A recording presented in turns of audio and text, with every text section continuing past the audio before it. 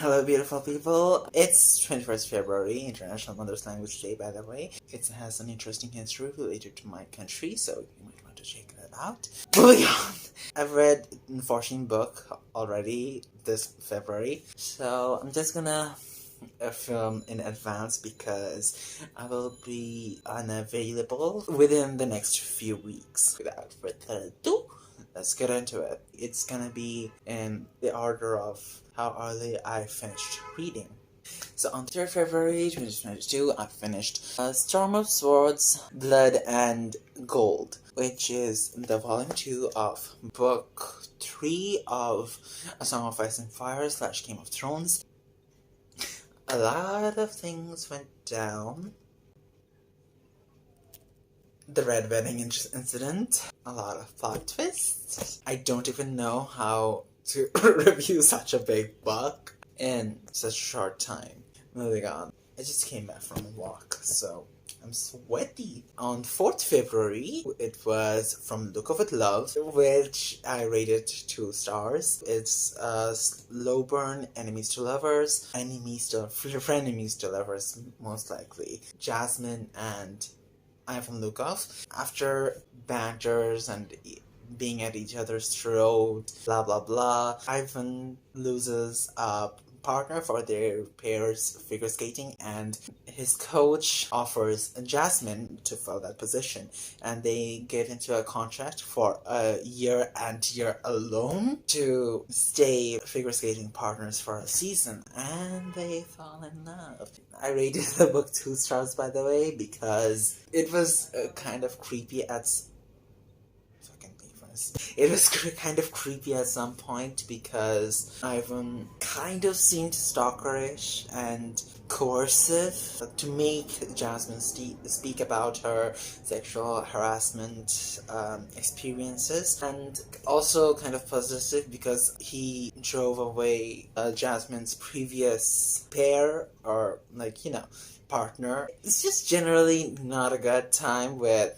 Yeah, it was awkward. He was possessive, and which I was really not into. Especially the coercive about making Jasmine talk about her experience. I have a more detailed review on this channel. You can check it out. It's pretty much it, but you can check it out if you want to. Moving on. Next I read The Purple Hyena, season 1 and 2, back to back, but I updated season 1 in 5th February and season 2 in 6th February. So, based on fictional kingdom of Ortalis, Officer Sinclair investigates the tragedy of the terrorist attack on the Adelaide train station that happened 10 years ago, and since then she hasn't found even the dead body of her childhood friend Dylan, and it was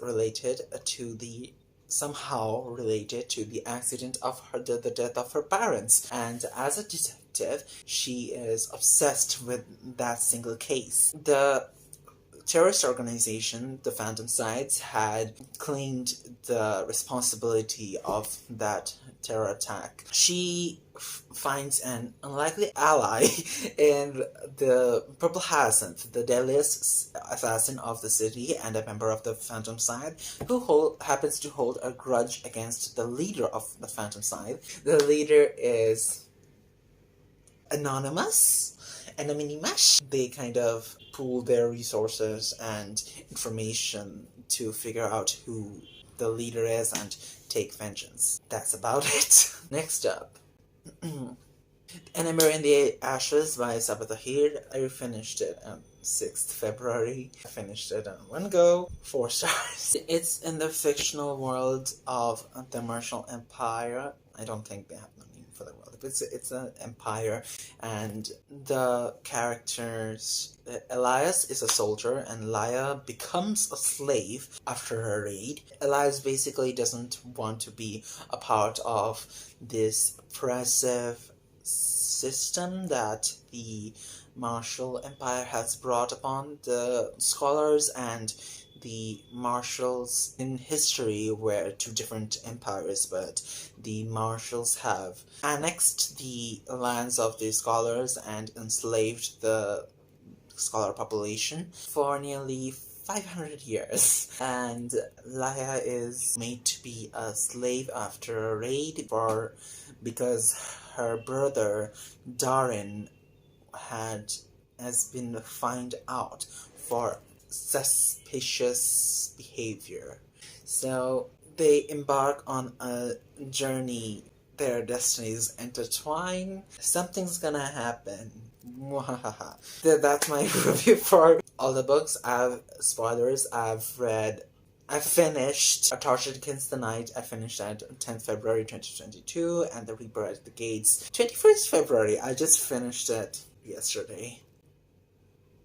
After 12 a.m., which is why it's today. Then I finished The Prince by Niccolo Machiavelli. It's written as a handbook for prince, but it's very satirical. It details on how to gain power and how to keep power through fears and other motivators. It's like written as a handbook, but if you look at history, Niccolo was a very big fan of Republic. I think he was from Florence, I believe. He was a very big fan of the Florentine Republic. And when the Medici family, I believe, came to power, he was exiled, and this handbook was meant to be a gift or like a wisdom gift for the newest Medici family. But as it is a satire, it's actually a handbook for the general population, exposing how the princess retain power and how to basically give them the information of the cracks and like basically how to break them. And it was banned by the church, the Catholic Church on Vatican, for advocating for murder and treachery and breaking one's promises. That's all I'm gonna say for now. Yes, no, that's all I had to say. It's a very short book. It's 140 pages, so it's a very short read, and I definitely recommend it. It was a 4 stars, by the way. Moving on, The Final Empire by Brandon Sanderson. It was a 5 stars at 10 out of 10. The Lord Ruler, the Dark Lord, the villain, had won already. His rule has been going on for 1,000 years, and on his rise to power, oh my goodness, okay, he basically had the godlike power to make or break humanity, and okay, that's a spoiler. I'm sorry. When he came to power, he gave his supporters the power of allomancy. That is, if they can consume a certain metal like tin or copper or zinc, etc., etc., and like they could burn it, and they'll get the power to like certain powers from certain metals. For example, I don't really remember. So certain powers for certain metals, and if you have one, then you are misting. But if you have 2, then you are a mistborn, and if you have like more than one, you get all of them, all 8 of them. The power of allomancy it's basically all or nothing. So if you have one, then you get 1. If you have more than 1, then you get all 8. And missing and mistborn, etc., etc. So Kelsier, mistborn. Oh, by the way, the noble family are the descendants of those of the Lord Ruler's ally, and he is basically very fond of them because he sees them as the descendants of his friends. He lets the nobles get away with a lot of stuff like familicide and not regicide, by the way, because but he basically gives them a lot of leeway, okay? And for the Ska population, something that I can't really say because kind of spoilers about the but this Ga population are basically the slaves of the Lord Ruler and are leased out by the nobles to work as slaves. Moving on. It was my first Brandon Sanderson book at, yes, 10 out of 10. I'm now reading The Well of Ascension. Next book would be an arc, Tadareta Koi ni wa Itashimasen by Shoko Rakuta. BL, blah blah. It's basically like, it's nothing. Guy from the village moves to the city and he meets the guy from the city and they, boom. Yeah, that's literally all. It's nothing much. It was a 3-star. It did what it needed to do. 3 stars of an arc, which I got from NetGalley. Next up, I finished The 100 Years War on Palestine, which I also have a detailed review on. It is written by Rashid Khalidi, a Palestinian historian, and it gives the Palestinian perspective to the conflict of Zionism. It basically touches upon the beginning of the culmination of Zionist propaganda and how the Palestinian identity forms, how Zionism affected the Palestinians, how the Palestinians have been denied their representation on the international stage, the ineptitude on diplomacy of the PLO / the Palestinian Liberation Organization. That's that. And there are a lot of historical things, and it really...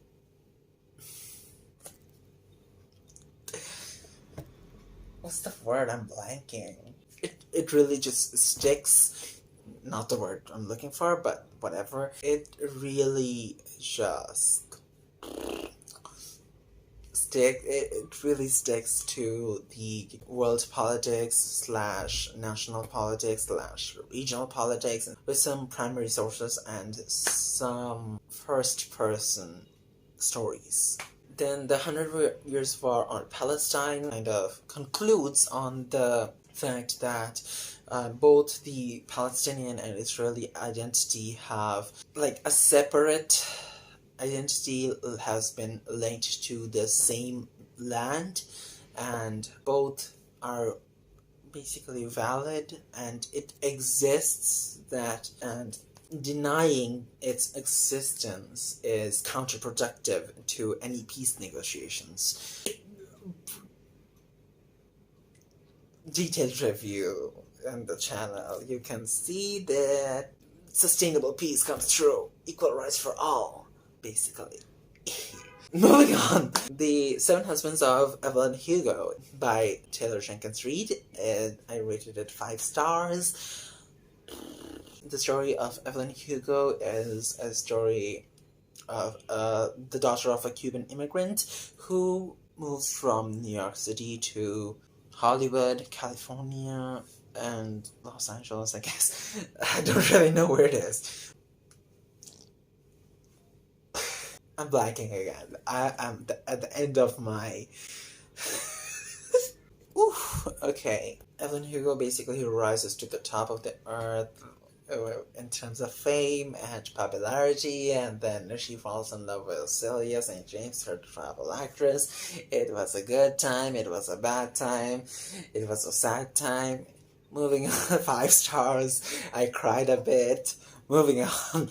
Pacheco by Min-Jin Lee. It focuses on the Japanese colonized Korean peninsula on the early 1900s. The story follows a fisherman's daughter, Sunja, who does the naughties with a wealthy stranger and gets preggy with a baby, and it's a very ominous for the family because Sharam log kya kahenge, they will be shunned. She gets a volunteer of a marriage proposal from a Protestant priest/minister named Isaac, and they move to Osaka, Japan, and the book follows 3 descendants, like 3 generations of descendants slash a few family friends, and it gives us perspective on Imperial Japan and the racism in Imperial Japan and the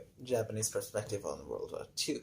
So that was Pacheco, and then on 20 February I finished In Real Life, a graphic novel by Cory Doctorow and illustrated by Jen Wang. It's a story about online gaming and...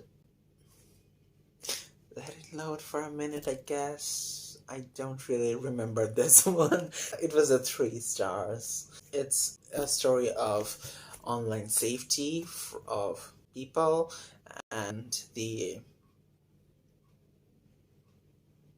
I just lagged in real life. It has aspects of people from China doing the dirty work. I'm just gonna read the short review. Don't mind me. While I support the message of organizing ourselves to be better and asking for what we deserve, the book felt like a borderline satirist. We can do our part to make the world a better place, but we must live with the fact that we are but one person amongst millions. This graphic novel has an optimistic outlook in the end, and while I agree that it is truly remarkable what people can do when they work together, it's not that black and white in reality. I feel like there should have been an aspect of discussing the first world consumerism, because if you're at it, might as well go and all the way. I like the book and how it ended, but it's too surface level as to be as impactful as it is aimed for. I need time to organize my thoughts because I've already moved on from what I'm trying to say because I've already said it in my mind, but I know speak. It's a trip. It's a trip. Okay, I'm done. I'm currently reading Silkfire by Isabel Allard and The Will of Ascension and The Gift of Fear by Gavin Becker. I will be reading The Sky Beyond the Storm by Salvatore Hid at the end of the An Ember in the Ashes series, and I will be starting The Raven Cycle buddy read with my friend Abdullah.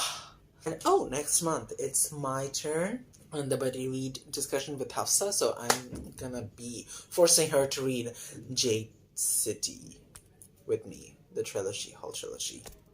I will be filming the part 2 if it exists. Yeah. See you on part 2, or that's the end of the video. Bye!